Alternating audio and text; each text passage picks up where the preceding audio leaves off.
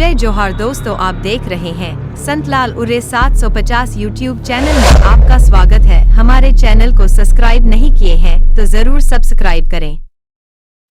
सम्माननीय भाई तुलेश्वर हीरा सिंह मरकाम जी हमारे बीच, परम सम्माननीय गोंडवाना गणतंत्र पार्टी के राष्ट्रीय महासचिव सम्माननीय भाई श्याम सिंह मरकाम जी, हमारे गोंडवाना गणतंत्र पार्टी के प्रांताध्यक्ष सम्माननीय इंजीनियर संजय सिंह कमरो जी, हमारे रायपुर से चलकर आए भाई केवल प्रकाश साहब जी, हमारे तमाम मंच में उपस्थित अतिथिगण, हमारे सांस्कृतिक समारोह के समस्त गायक संगीतकार,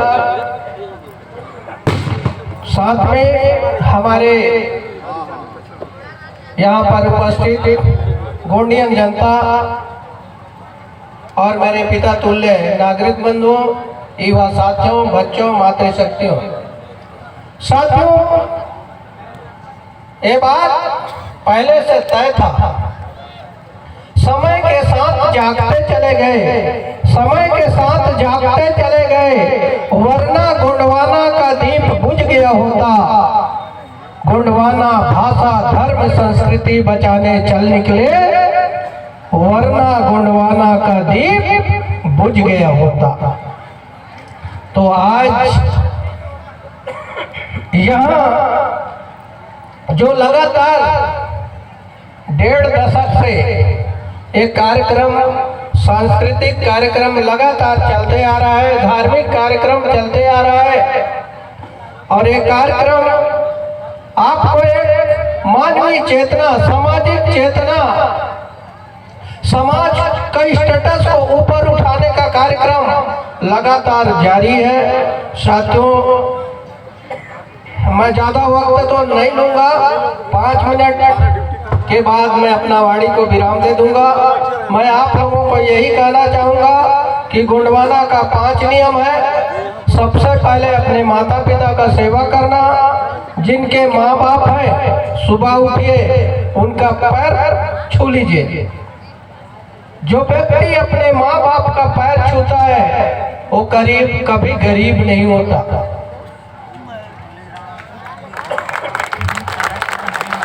दूसरा, माताओं पे मातृत्व भाव रखना।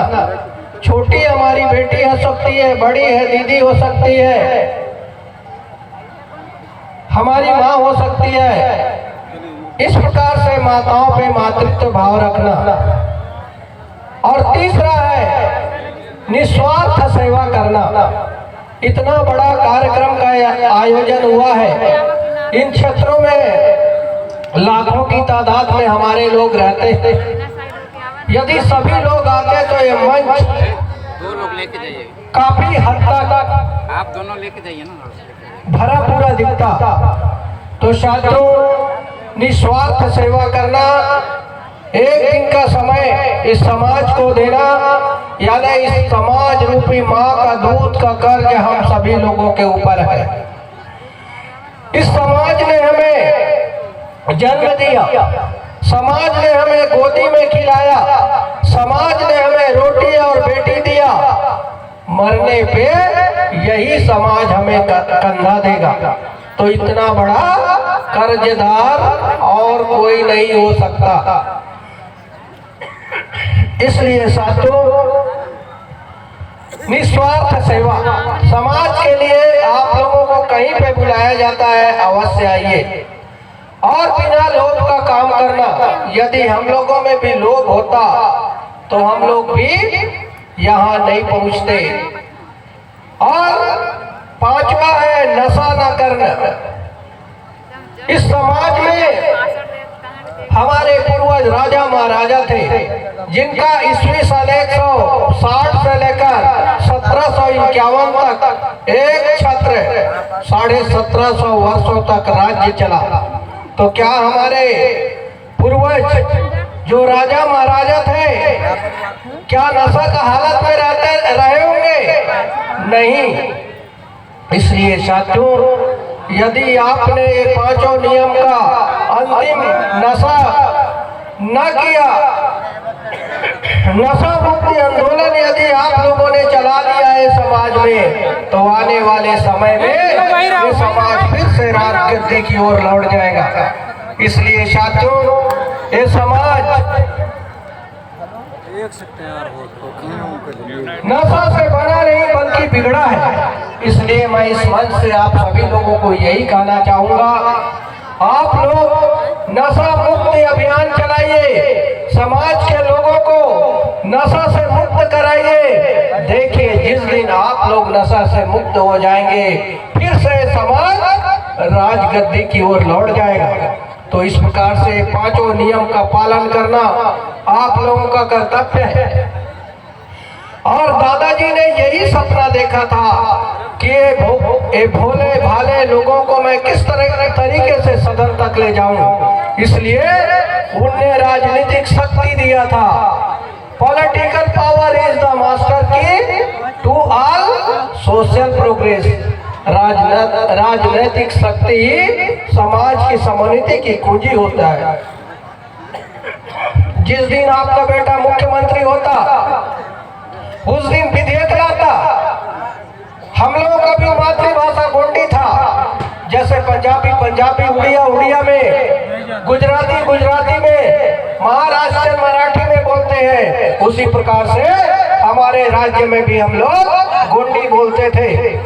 Gondi is the most important language. ये हमारा मातृभाषा था। जो व्यक्ति अपने माँ को ना पहचान सके, उसका कोई दुनिया में कदर नहीं हो सकता। इसलिए साथियों, आप लोग भी समाज में अपनी मातृभाषा का पाठ्य पुस्तक में पढ़ाने के लिए एक ही रास्ता है, वो है सदन।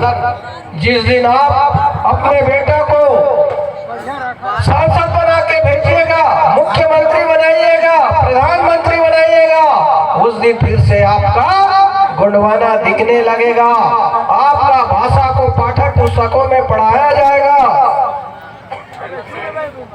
तो इस प्रकार से हमारा भाषा को मिटाया गया।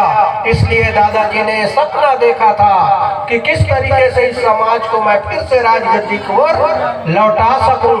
इसीलिए उनने इस समाज में पॉलिटिकल पावर दिया, एक सहारा दिया, एक रास्ता दिया, एक दिशा दिया। और दिशा की ओर हमें जाने की जरूरत है।